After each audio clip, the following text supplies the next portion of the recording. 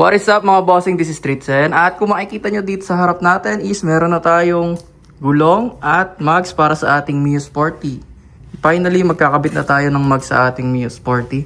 Sobrang tagal kong hinintay ito at sigurado iba sa inyo, sobrang tagal ding hinintay. At eto nga pala yung gulong na gagamitin natin. Ayan, eto nga pala yung Metzeler. Alam ko, Indo brand din to. Ayan, 9080 pareha, syempre. Recommended nga pala ng tropa to, kaya eto yung binili natin. At sa mags, eto nga pala yung remaster. Pero bago natin i-unbox yan is, eto muna, pakita ko muna sa inyo yung mga ilang small things na papalitan natin.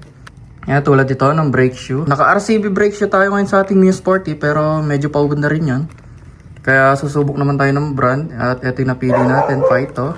At meron nga pala tayo ditong King Drag na brake arm. Ayan. Kasi yung brake arm natin is, bukod sa kulay orange, ay hindi ko rin kusunada yung design niya. Ayan. At ito nga pala yung sa speedometer cable cover. Pang-add lang ng konting detalye. At eto, yung tire valve niya, stainless ang gagamitin natin. Pero dalawa lang dito gagamitin. 4 binili ko.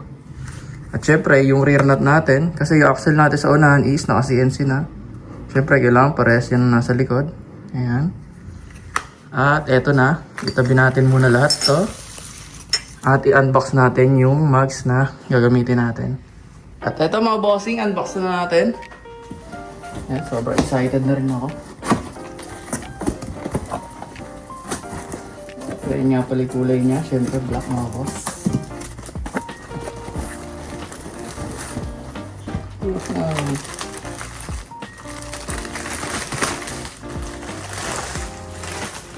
Ayan, kung makikita nyo mga bossing, kulay black nga pala yung pinili natin. Grabe, napakaganda. Solid. CNC finish by Remaster. Siyempre, ito yung likuran niya. At ganyan nga pala siya. Gusto ko lang din kasi yung 5 spokes para simple. Pero maganda rin na may maraming spokes. Totoo nun, may konsonada rin talaga akong mag sa Bomex, kaso walang available na kulay black. Kaya dito tayo na uwi. Yan. Tignan nyo naman yung detalye yan mga boss. Ito. So, unahan. Ayan. Kung makikita nyo mga boss. Grabe. Kinikilig ako mga bossing. Ayan, CNC. Ang tataba rin ng spokes niya kahit 5 spokes lang. Ayan. Remaster. Pang Mio Sporty. Ayan. Bigyan lang natin ng montage to mga boss at ikabit na rin natin agad. Let's go!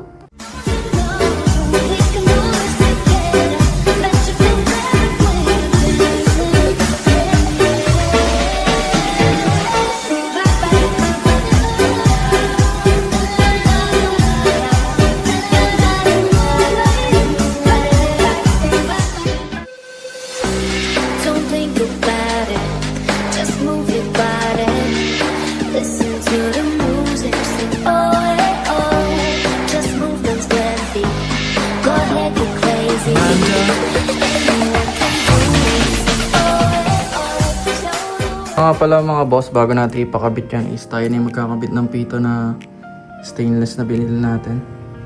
At ganito lang yung kabilis. Diba mga bossing, nakabit na. At ngayong nakabit na natin yung pito ng mags natin is pupunta na tayo sa tire shop na malapit dito sa amin.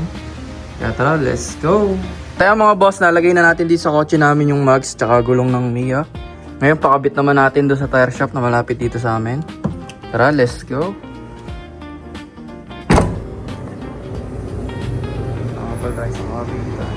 At sa punto nga pala na to mga boss, hindi na ako magsasalita. Basta i-enjoy nyo na lang yung video kung paano nila ikabit yung gulong at saka yung mags. Let's go!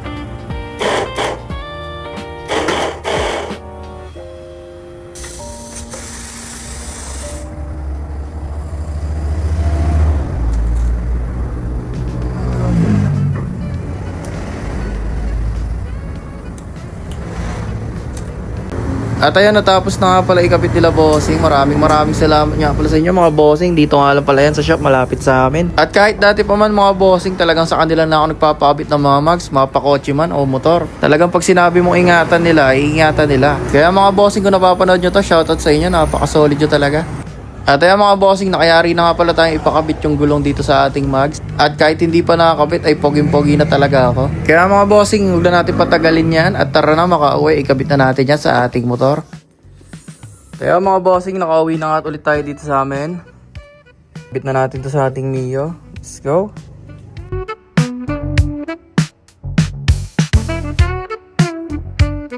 Kaya mga bossing, ito na nga yung Mio Sporty natin.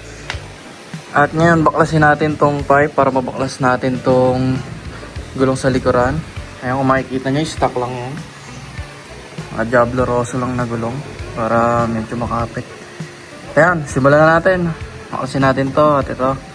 At ikabit natin yung brake shoe na bago. At pati yung brake arm. Let's go!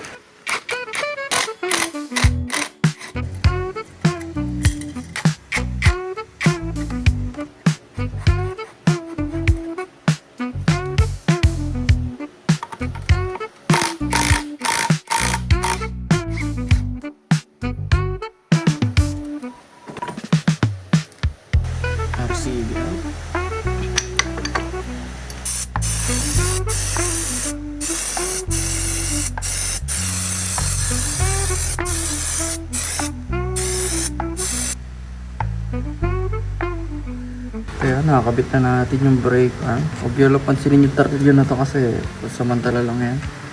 At eto na, ikabit na rin natin yung bago natin na brake shoe. Ayan. Pa ito nga pala ito mga bossing. Testingin natin performance na.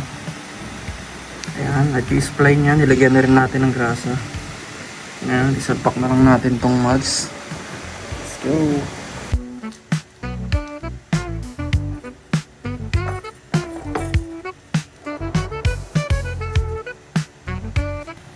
Siyempre, kabit din natin ito.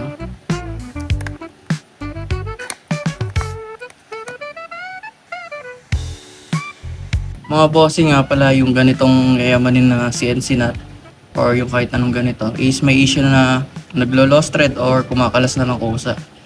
Kaya lalagyan natin siya nito. Yan, ito nga pala yung medium strength na thread locker. Lagyan na natin.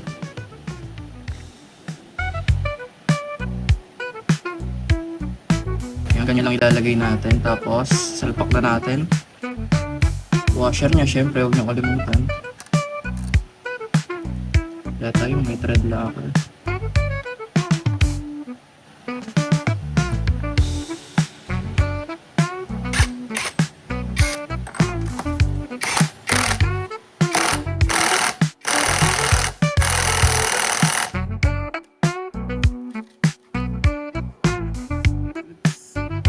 Ganun lang mga bossing, halos mayayari na tayo dito sa likuran.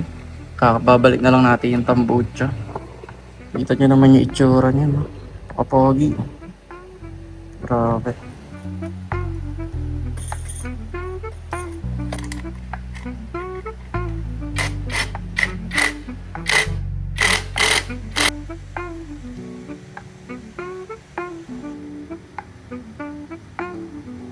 At yun mga boss, dito naman tayo sa bandang unahan.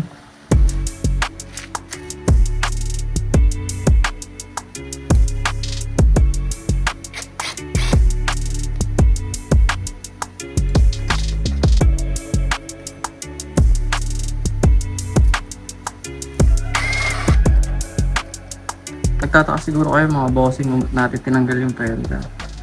Kasi mga bossing kalimitan or kadalasan nang nagna 90-80 sa Mio Sporty is tinatabasan to. Pag ganun. Kasi magra-rub dito yung gulong kapag ka masyadong mataba. Kaya ngayon tabasan natin to.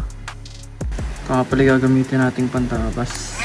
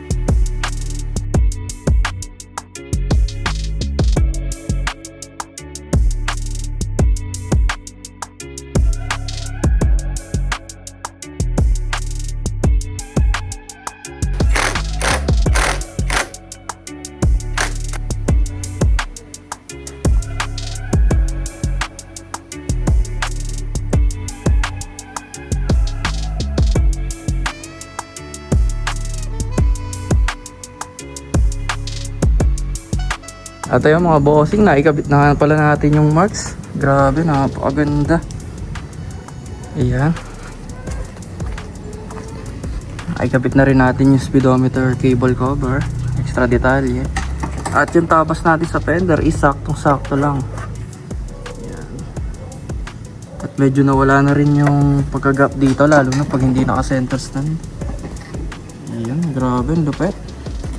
Dito naman sa bandang likod is, ayan, nawala na rin yung orange na brake arm natin.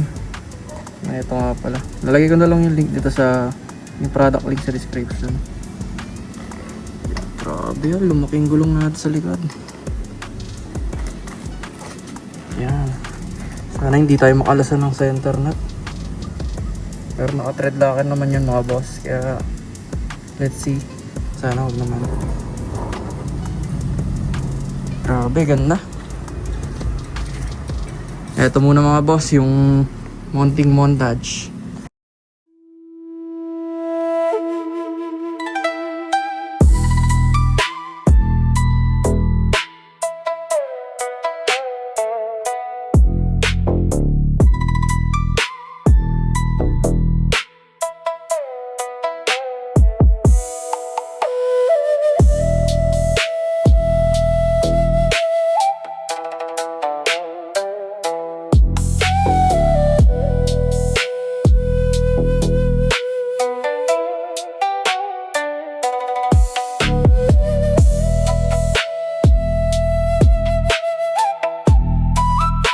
At ayun mga bossing, dito ko na lang tatapusin yung vlog na to. At sana nag-enjoy kayo doon. Kung hindi ka pa nakasubscribe sa channel ko, please consider subscribing. At sa mga sumusuporta dati pa, ay maraming salamat po sa inyo. Talagang napaka-solid nyo. Alam nyo na kung sino kayo. This is Street Zen. Live life, be happy, and stay safe. Peace.